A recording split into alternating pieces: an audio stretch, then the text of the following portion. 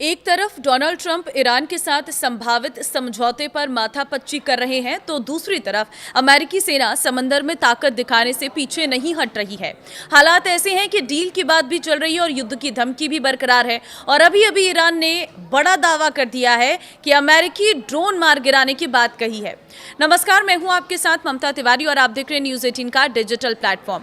शनिवार को अमेरिका ने साफ शब्दों में कहा कि अगर जरूरत पड़ी तो वो ईरान के खिलाफ सैन्य अभियान दोबारा शुरू करने के लिए पूरी तरह तैयार है।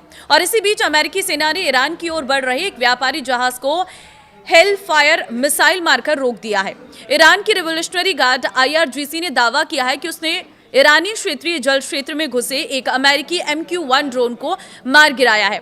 सरकारी प्रशासक IRIB के मुताबिक IRGC ने कहा है कि ड्रोन दुश्मनाना मिशन को अंजाम देने की कोशिश कर रहा था, जिसे तुरंत पहचानकर मिसाइल से निशाना बनाया गया। IRGC ने चेतावनी दी है कि ईरान के खिलाफ किसी भी तरह की आक्रामक कार्रवाई का निर्णायक जवाब दिया जाएगा। अमेरिकी राष्ट्रपति डोनाल्ड ट्रंप ने कहा है कि उन्हें ईरान के साथ समझौता करने की कोई जल्दबाजी नहीं है। फॉक्स न्यूज से बातचीत में ट्रंप ने कहा है कि अमेरिका एक बेहतरीन समझौता करना चाहता है, लेकिन अगर बात नहीं बनी तो सैन्य विकल्प भी मौजूद है। उन्होंने दावा किया है कि समझौता होने पर हॉर्मुज को तुरंत खोला जा सकता है। ट्रंप ने ईरानी नेतृत्व को कड़ा वार्ताकार बताते हुए कहा कि अमेरिका धीरे धीरे अपनी शर्तों के मुताबिक आगे बढ़ रहा है और अगर मनचाहा नतीजा नहीं मिला तो मामला दूसरे तरीके से निपटाया जाएगा।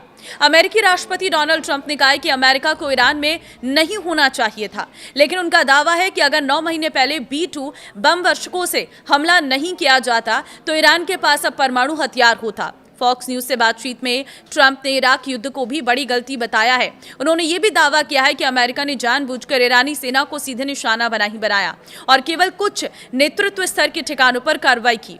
ट्रंप के मुताबिक इसका मकसद भविष्य में देश के पुनर्निर्माण की संभावनाओं को पूरी तरह खत्म होने से बचाना था। अमेरिका और ईरान के बीच समझौता हो जाने और हॉर्मुज पूरी तरह खुलने के बाद भी हालात पहले जैसे नहीं होंगे।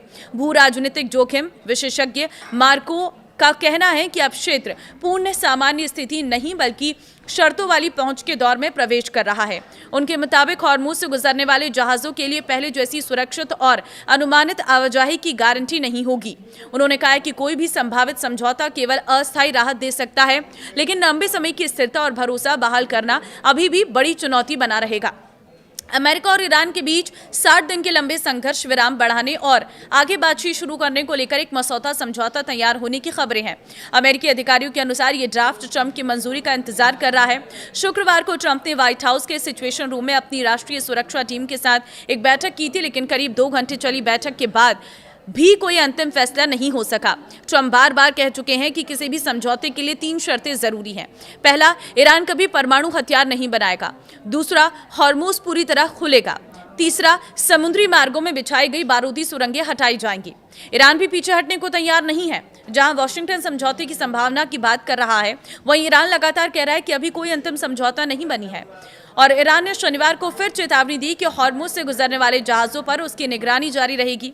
ईरान की संयुक्त सैन्य कमान ने कहा है कि नियमों का उल्लंघन करने वाले किसी भी सैन्य जहाज को निशाना बनाया जा सकता है। तो आपको क्या लग रहा है, युद्ध कैसे खत्म हो सकता है, क्या समाधान है? मुझे कमेंट में जरूर बताना। इस वीडियो को जितना हो सके शेयर कर देना। नमस्कार।